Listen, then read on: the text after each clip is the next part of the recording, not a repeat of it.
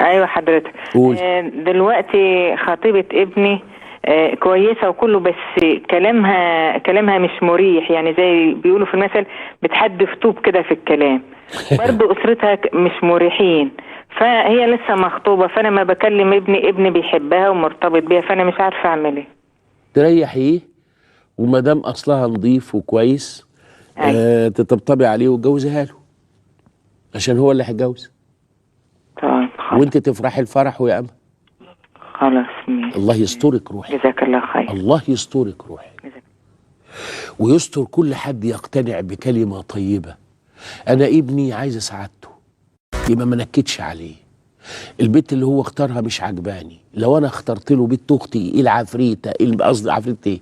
بيت أختي الطوبة اللي ما تعرفش تعمل ملوخية، وايد ما تعرفش تعملها، وبتشيلني كل شوية تعمل كده ومقرفة، هشوفها سمكة عشان بنت أختي.